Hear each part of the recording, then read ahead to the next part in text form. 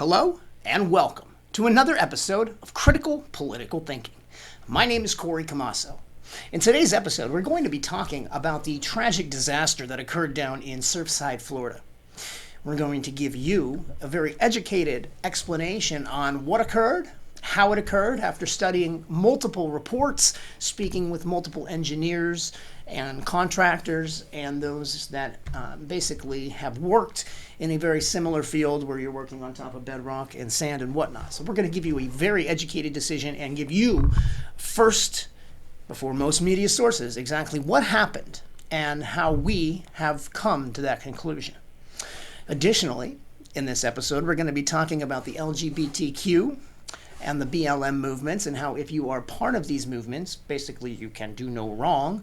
And we're going to talk about who is backing them and how basically the rights of most Americans are now trumped by these organizations and what we as Americans can do moving forward to ensure that our rights are also held to the same standard. We're going to touch on vaccine requirements as well as who to trust. There are so many varying and conflicting ideas. They're coming out with all these variants and whatnot. So we're going to tell you where you stand as Americans if you've already received a vaccination. If you haven't received a vaccination, we're going to let you know, what, if any, vaccines would be acceptable and for what age groups, so on and so forth. And these are all based on physician reports, as well as the CDC, the WHO, and other American trusted sources. And then finally, we're going to be touching on the rising crime rates and how Mayor Bill de Blasio has literally contradicted himself yet again. And we're going to go over how defunding the police may have just backfired. So stay tuned and welcome to another extremely informative episode of Critical Political Thinking.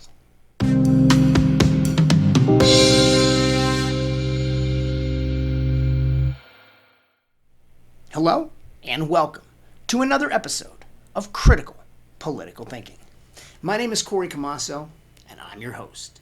In today's episode, we're going to kick things off with the tragic incident that is sweeping our nation that has occurred in Surfside, Florida. And that would be the tragic toppling of a major condo right on the beach. So we're going to jump right into things about the Champlain South Tower that has collapsed a few days ago. We're a little late to the story, but the reason we're coming in late is because everyone was already covering what you already know. But we sat in the shadows and literally worked with so many engineers and really got some great ideas and perceptions, working together with the majority of them. And we really think we have exactly what may have happened.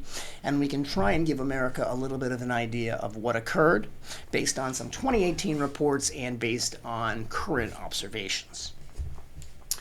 So first, what do we have? We have about 159 suspected either dead or missing. Now, tragically, at this point, day 5, all signs more than likely would point to that of dead. And we're going to get into why we feel that would be the case.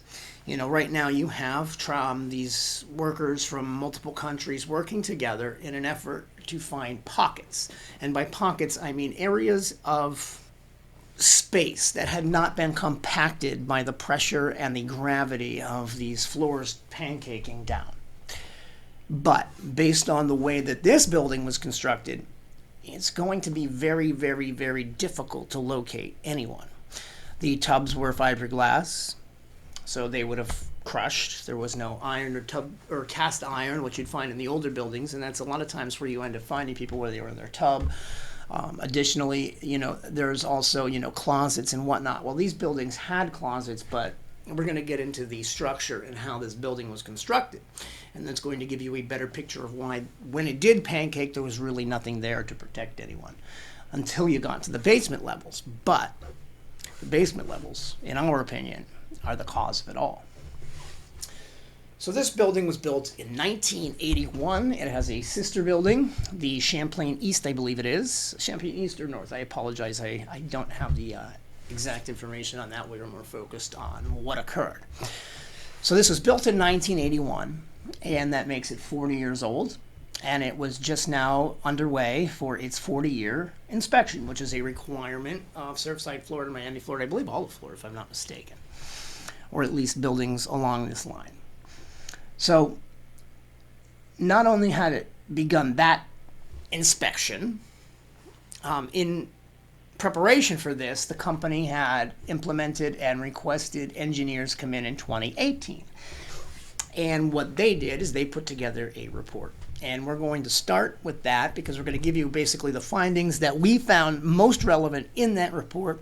And then we're going to get into the structure of the building, the layout of the building, and how this actually did occur. So what they found were fine to medium cracks. And these cracks were located by the pool. And then on the north side by where the, it's kind of like a parkade. Now, picture a parkade. When you pull into a parkade, most you go up and then around and around and up and around and around. Well, this is a basement parkade. So when you pull in, you go directly down towards the rear or south of the building. Now, if you're looking at the building from the front, that would be the north, where they would be pulling in. The opposite end is where this building did topple and collapse, or where it initiated. Eventually, this whole portion would collapse. But what we're getting at is, so what you had is these fine to medium cracks were located in the ramp going in to the downstairs parkade. Additionally, they were located in the planters all around the facility. So all the planters were faulty, and I guess, from being watered either too much or whatnot, they cracked. And they cracked at their base. Now, it's important to understand that these were part of the structure of the platform. Now, by platform, I mean there's a large platform that ended up being the deck of the pool, as well as a platform that abutted the north side or the south side of the building, which is the part that toppled first. Now, at that south side of the building, through the basement, through the first floor, there were poles or structures that were like load-bearing structures. They were more or less, beams, load-bearing beams. And there were 3 of these beams, well, 4 straight across.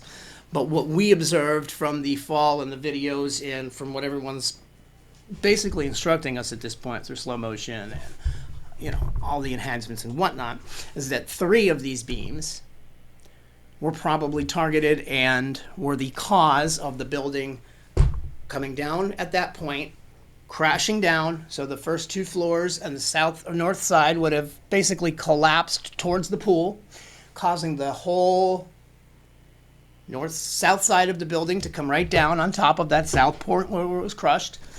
And then we're going to explain why the north would have no choice but to fall with it. So now let's keep in mind, we heard that there was, the concrete spalling going all the way down the ramp into the parkade. Why would that be? Well, think about it. Rain. Now you're in Florida, so the rain is mostly a salty rain. You have salt water coming in, you have hurricanes, floods. All the things that happened over the past 40 years led to spalling all the way down. And now what spalling is basically salt water rolling down, wearing away, and then, weaving, hitting dry points and moving this way and that way to the point where it wore away specific areas. And it almost looks like inverted speed bumps in random portions all the way down and then throughout the bottom floor. Now, we're still staying on the report for now. So that was the cracks by the pool, which were done through the planters and whatnot, and through the pool deck by faulty waterproofing. And it's later found that waterproofing was even done again, but they found that there was inadequately done or improperly done according to this report. And while it's only one person's opinion, and that's very important to note, it is not our opinion. At that point, obviously they also noted rebar corrosion, because obviously a lot of this buildings, the metal portions, at least on the exterior, they would have stucco and whatnot. And if the stucco comes off, because obviously it's a thinner layer, salt water, all the wind and hurricane-like weather would knock some of it off. And that's very evident in some of the pictures and whatnot. So what you will find is that this rebar corrosion was very evident. And rebar corrosion is caused by, obviously, the salt water seeping through the concrete, because they didn't obviously make a proper concrete mix. They should have used less water, whatever the case may be. But obviously, also 40 years in this type of environment may not always hold up. So now what we have is we have not only the rebar corrosion, but it would cause corrosion throughout the load-bearing structures, which is, we described, those three main pillars. Now, the rest of the pillars in the building, why didn't they fall? Why aren't they falling? Why aren't other buildings like it falling? Well, according to some reports, there has been up to 1 foot to 2 feet of water in the basement, meaning that's how much water would fall in there because they didn't have proper drainage. So this water would sit in that entire parkade, 1 foot of water in the parkade at any given time. What does that do to the concrete? Well, the concrete wasn't created for that. Not to mention, remember I mentioned, these load-bearing poles, these three main poles? Well, if you have all that water rushing down to the bottom, down this ramp, and hitting pole 1, pole 2, and pole 3, constant flowing salt water, pushing away, wearing away, and soaking into those 3 poles, okay? Soaking in so much so that it wore away and corroded these 3 poles. Now, why wasn't it observed, these 3 poles? Because they were internally in the wall, against the parkade, against the wall, and the points where they were exposed would have been hidden by those planters that, remind you from the 2018 report, were also faulty, cracked, and obviously cause of severe corrosion and immediate need of replacement because it was going to cause further damage. They knew it was structurally part of that, and this corrosion was leading for it to be unsound. So now what do we have? We have these 3 poles soaked over 40 years, this, that, and the other thing. Eventually they collapse. So now what do you have? Why is it that just that portion didn't collapse? Well, now you have to go to the way the building was built. And now you can observe in some of the pictures, you see almost like an U, or V's in the ceilings. And then you see rebar going across, and then you see it bent, bowed, cracked, whatever. Well, that led from the north side to the south side, and that held up tight, and that held the floors together. So rather than have load-bearing walls throughout the facility, they wanted an open layout. And that open layout, mind you, besides the walkways, which would have not even been load-bearing, because the load-bearing would have been done through the suspensions of rebar through the ceiling. And that was the major structural portion. So that's why it's important to understand why in the beginning we said the majority we would believe or lead to be would be crushed, simply because there was really nothing there to protect them. Once those floors started pancaking, it just became flat all the way down. Once that rebar snapped, and because this whole front wall came down, that's where that rebar was held. So basically what you had at that point was all the rebar was pulled until it snapped, and then down, and vice versa. On the same side, on the same side. That's why eventually this whole left tower came down. There's still a portion of the other side sticking out, and that's how you were able to observe that rebar. So how did it happen? Well, it happened through neglect, it happened through improper planning, but most importantly, it happened through, in our opinion, the flooding of the basement through continuous experiences. And then on top of that, you counter that with, on the opposite end, the cracks on the wall, on the pool lining. You had the chlorine probably dripping into these cracks, faulty waterproofing, never properly done, according to these reports. All 3 of those load-bearing walls that held up the majority of this building didn't stand a chance. And after 40 years, that's basically the end of it. I mean, you need to understand there's a process called carbonation. And once that begins, it's very aggressive and it's exponentially eating away at this concrete.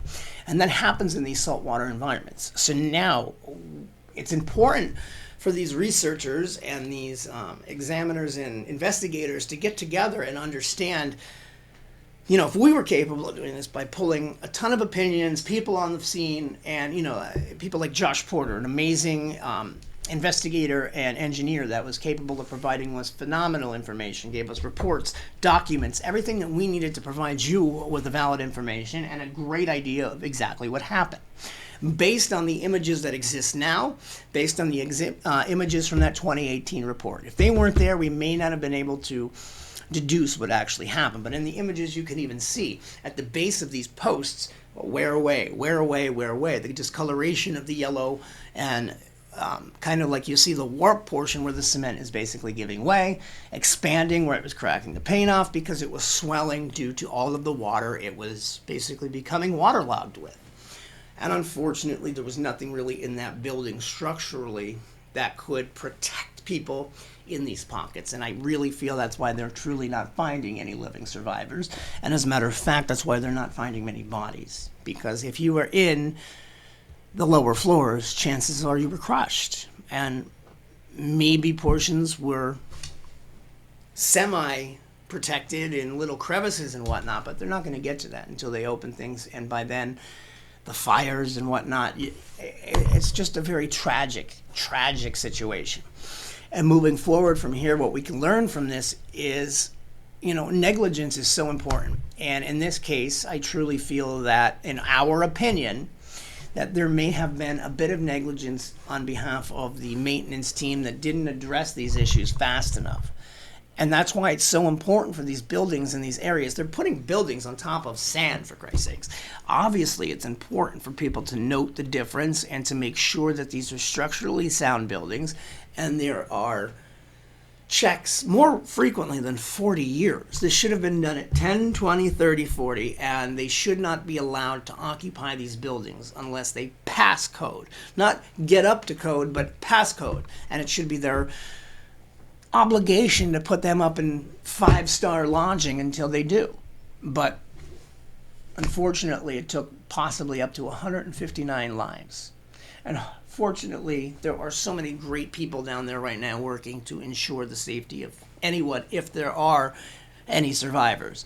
And unfortunately, we did just find that someone fell between 20 and 25 feet. One of the workers fell 20 to 25 feet off one of the piles, and this was actually observed by some of the family that was brought down there to, go down to the scene and get a little bit of peace and a little bit of closure, seeing what actually happened and see how many people are actually trying to help. But what's very important to understand is that now they saw even more tragedy. So, moving forward, I hope that people understand how many people care, how much unity there really is in this world, and how I've seen people from different countries, colors, everybody comes together and they work together. Well, why can't we do this on a daily basis? Could you imagine how amazing the world would be if everyone just dropped off pallets of water when there was tragedy, they do it when it's almost too late. And that's so sad. We need to do better, America. We truly do. Let's talk about LGBTQ and BLM. These groups were fantastic at their origin. They came out to really promote equality at a time when, the gay families and the lesbian families and the bisexual, trans, queer, all of these people were punished in a sense and made to feel guilty for being happy. That should never be the case. Black Lives Matter, same thing. The color of your skin should not matter. What should matter is the character and the way you're capable of participating in the community around you and becoming a positive member of that community rather than a hindrance. But now what do we have? We have, the gay parade in New York City, the Pride Parade. What did they do? They banned police until 2025 from marching in the parade. That's funny because I know a lot of gay police. And I know a lot of police that truly support. So why is it that a group that should have been about unity is now further dividing? Take Black Lives Matter. Requesting safe spaces, requesting private places for them to go. Private parties where white people are not invited.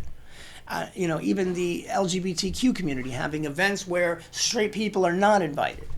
Vice versa. Would that not be racism? Would that not be hate? Why is it that now, just because it is a minority class, it is okay to show hate, division, and not allowing people to be part of something, almost in a sense a cancel culture? How is that okay? Last I checked, division of any kind is not good. Hate of any kind should never be accepted. And exclusion of any kind should never be accepted. At all times, you should be preaching unity and a way to work together in a sense to understand. Because if somebody's willing to go and participate, how dare you not be willing to share with them your experiences and help them understand? Is that not the whole point of this? What's the point of a parade? I mean, for God's sakes, when are we going to realize enough is enough? Stop following this fake woke mainstream media. They are promoting the hate. And why are they promoting the hate? Why would they do something? Because it's now Donald Trump is gone. No one is watching their channels. Look at their ratings. They're failing. So they almost have to create these problems, these issues, a reason for people to watch TV, a reason for people to click. And that's a damn shame, because journalism used to be something of integrity. And instead, anymore, it is just another cog in the Democratic wheel. And I'm not saying Democrats are bad, but what I am saying is that journalism should not have a place in bias. They should not choose a side. They should report objectively. And that is clearly not the case. Why? Because they have a narrative to push. They have an agenda, because at the end, they have already promised a profit. If you don't see what's going on, I don't know what to tell you. But why is it okay for two groups to show hate and division? But if it were another way, you would literally be arrested and charged with a hate crime. That's not okay, America. What goes for one should go for all. This is about unity. This is not about division. This is not about hating someone because of the color of their skin or the gender that they choose. Now, with that said, I must make another valid point. Let's take sports and bathrooms. Those are two of the most important issues at hand right now. And we as a civilization need to start to wake up. Wake up. Why is it that the rights of an LGBTQ individual who believes something trumps the rights of someone who follows fact? That's not ass backwards to you? First of all, no one's rights should trump anyone's rights. But with that said, a men's bathroom is just that. It is for a man. And what is a man? A man is scientifically someone that was born with a penis.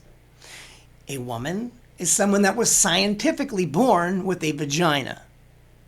And in order to properly address a civilization, we must adhere to that, because there are children that don't need to be exposed to something that maybe you are comfortable with. Because it is up to those parents to let their children learn the way that they see fit. We need to stop allowing our children to be indoctrinated by other people. These are our children, not your children, not his children, not their children, but our children. And if a parent is willing to teach them something and actually spend time with them, who the hell are you to tell them anything different? Shame on you once again. So to say that your rights are more important than the rights of an 8-year-old girl that doesn't want to see a man in her bathroom, how is that a thing? No one's right should be more than anyone's. But at the end of the day, you are a woman or man based at birth. And that is how a bathroom should work. You know, you're putting other people out simply to make yourself feel better. Is that not the definition of selfish? And then you say, oh, but we should have the right to... You do have the right to go to the bathroom to which you were born. And if you don't feel comfortable with that, great. There are handicap bathrooms and there are private bathrooms that you should be able to use. And I would advocate for them every day of the week. I think there should be a special bathroom for trans. You know, a bathroom where you can feel comfortable and safe. But just because you feel something doesn't give you the right to dictate to other people that's how they should feel. And, well, we'll accept you for who you are. It doesn't give you the right to impose on their private space. And I will always advocate for that. And I will always advocate for the LGBT community. I will always advocate for the BLM community. But I will advocate when they are being fair and when they are preaching unity. Not when they are furthering division and furthering this misconception that you can choose your gender. Sure, in your own world you can. And if that's how you feel and you want to dress that way, great. But you cannot hold everyone else to that same standard, because that is your perception and not ours. And, you know, That's just how it goes, people. That's life. And if you can't handle that, perhaps you're not ready for life. But anyway, let's move on. Let's move on. I shouldn't say ready for life. I should say ready for life in normal civilization. Perhaps there's just a different place for you. But anyway, let's move on. So, obviously, Supreme Court chose not to rule in that matter. They chose to allow states to have the individual decisions and to allow people to dictate on their own. And why? Well, in public bathrooms, it should be done by the states. In federal bathrooms, obviously, there's no rules at this point. So we'll let them deal with their own problems at that point. If there's a problem in the bathroom, you had better believe you're going to be held accountable. If there's something creepy that happens and, somebody is made to feel uncomfortable, you realize that's a civil suit. And the courts have to rule in favor of the person that feels uncomfortable because there is a penis, but next to an 8-year-old child. You're not going to win that in any day because that's still indecent exposure. I don't know how to break that to you. Even if you are in a restroom, it's still indecent exposure because that law supersedes a law that doesn't exist.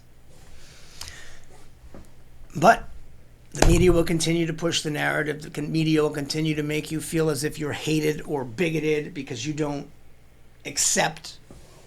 I personally, as an adult, have no problem with you using whatever restroom, but that's not the case that I have a problem with, and that's not who I'm advocating for. If I'm in a nightclub, a 21-year-old nightclub, and a man wants to use a women's bathroom and a woman wants to use a men's bathroom, personally, I don't care. If that's how you feel, that makes you happy, good for you.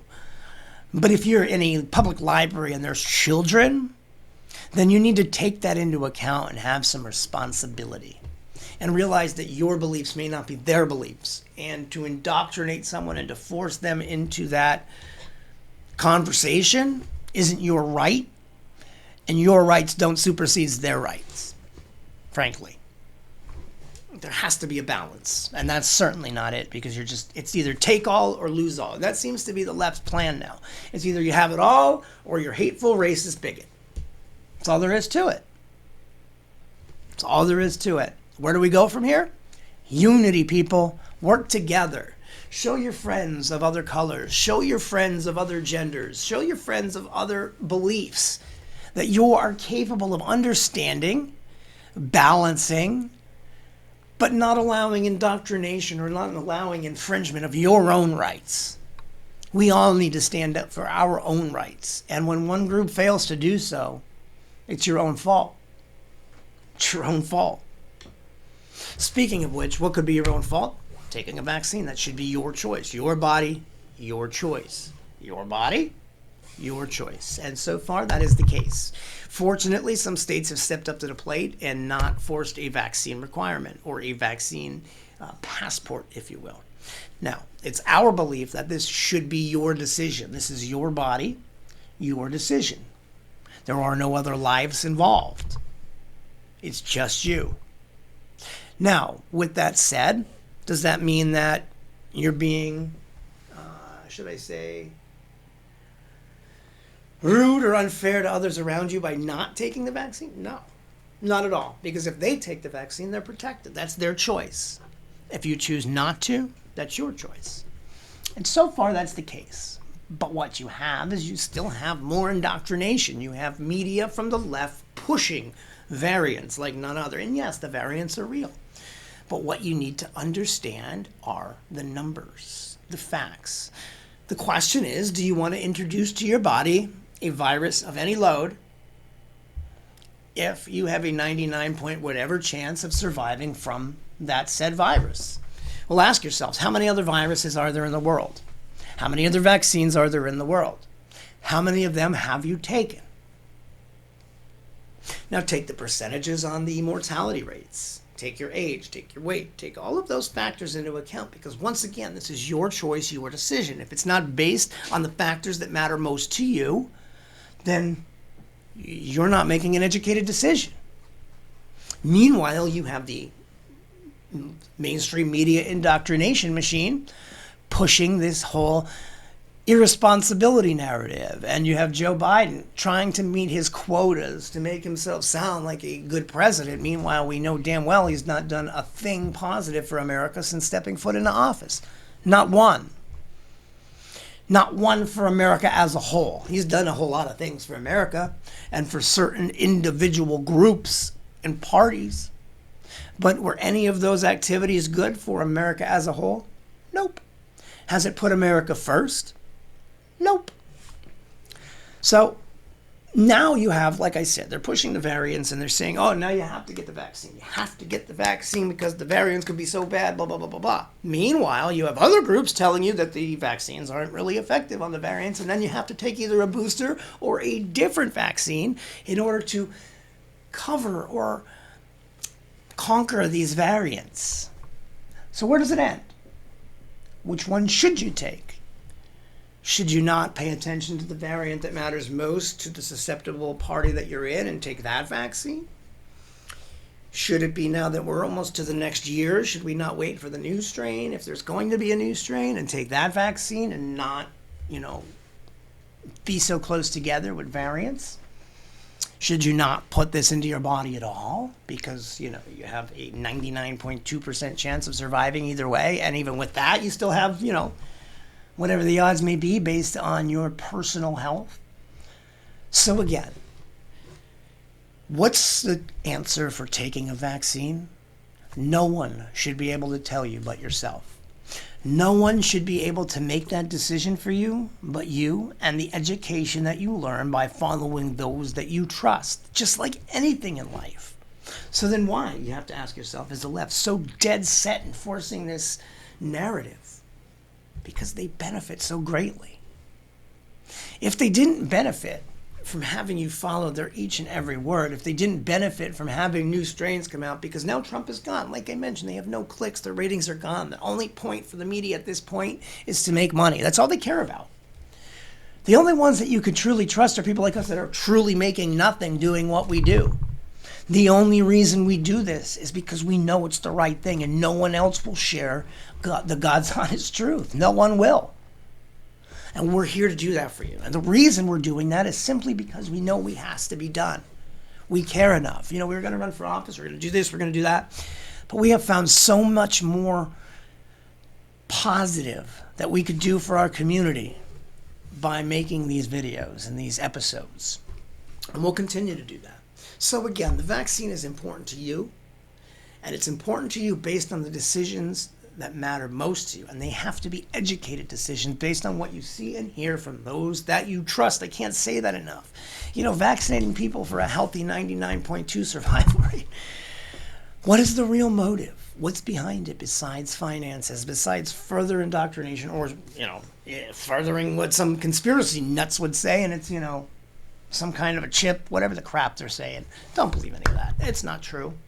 There are truly companies trying to help you, and they're trying to help you get through this virus. But at the same time, there is a huge profit to be made. There was a shutdown that, in our opinion, wasn't necessary as long as it was. But they knew in order to get out of it that they would make a huge profit. People like Dr. Anthony Fauci knew that they would profit substantially from their patents, as we mentioned in previous videos that YouTube likes to remove. But hey, it all is what it is, and we're going to continue to share the truth. We'll always be on Rumble, and you can always hear the facts on criticalpoliticalthinking.com. We're going to touch on one more topic, and that's the rising crime rates in New York City, Chicago, Atlanta, pretty much everywhere where this terrible crime wave and horrible gun violence. But wait a minute. Let's talk about that gun violence. Who is the majority of the gun violence being committed by? Is it legal gun owners? Is it Caucasian white males? No and no. So what is this crime wave? Well, this crime wave is mostly gangs, gunshots, firing from illegal firearms, the kind of things that we need to get off the street. But the problem is the people that keep shooting these guns keep getting out without paying a single cent in bail. Not a cent, because major cities, most of them have gone through major bail reform, so now they don't have to pay any money. They know there is no recourse. And until they are caught that final time and actually get locked up, They're going to continue to do what they do best, and that is tear apart their cities because they don't have remorse. They don't have morals. These are the kind of people that we need off of our streets. Instead, you have people like Bill de Blasio allowing them to walk free, attacking Asians. One guy got 47 arrests, and he punched that Asian woman in the face. Now, had Bill de Blasio had a pair and locked these people up and held them accountable, like the law used to do, like conservatives are willing to do, it wouldn't have happened. And that's why Bill de Blasio will not be mayor for much longer.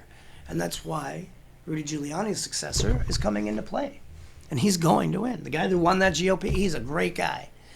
You know, he's one of the, I apologize, I can't think of the group, but they're the Guardian Angels, you know, a weaponless group that dedicates their lives to saving people. I mean, that's awesome. And that's the kind of people we need to lead our cities, especially a city with the major crime rates that are going on, like New York City. You know, they're getting stricter on legal gun owners. They want to take away legal gun owners' weapons, the right to protect themselves. Meanwhile, the illegal gun owners have no recourse. They took away bail reform. So what do we have? We have a backward system implemented by Democrats to destroy the Second Amendment. This is their plan, people. They want to take every power they have away from you, and we're going to expose each and every one of them. The biggest perpetrator, Bill de Blasio, New York City, one of the biggest gun reform people, one of the biggest people that wanted to defund the police, you know, BLM painting on the streets. Defund the police, they're horrible, they're all racist, blah, blah, blah, blah, blah, blah, blah. Meanwhile, now you have another black-on-black shooting in Times Square, the second in as many months, a horrible crime, a tourist, an innocent tourist shot in the back. Meanwhile, they don't even have aim. Why? Because they're not legal gun owners. They don't take the time to go to a range and shoot because they can't. They're illegal guns. Don't you see what's happening, people? You're punishing the wrong people. It's the nuts with the guns, not the legal gun owners that went through the proper channels, have the permits, have the serial numbers, go for training, learn how to handle it.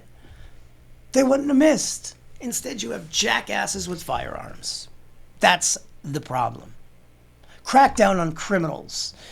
Bail people, bail people. They don't have the money. They'll be locked up and they'll be held. Not be able to commit 47 crimes before you finally put them behind bars. Or get them mental help, for Christ's sakes. 47 crimes, my God. Someone needs to teach them. Get them the help they need. Don't just let them wander the streets and destroy regular citizens. So Bill de Blasio defunding the police. Now all of a sudden he wants to inundate Times Square with police. I want police on every corner. Oh, Mr. Bill, the police actually do work, don't they? Once again, you just keep proving and time again, the Democrats have no idea what they're doing. All they care about is power. All they care about is money. And they will destroy America in the process. Thank you so much for watching our video. I hope you truly learned a lot. I hope you now understand what actually possibly happened in Surfside, Florida. You know, we really need to work together as Americans to formulate unity and get together and make things happen. We are a great country, and the way this country worked was by working together, a melting pot. Now what you have is the melting pot is dividing all these elements back into their origins and then separating them all. Guess what? It'll never make anything great. We'll all be separate forever. That's not America, people.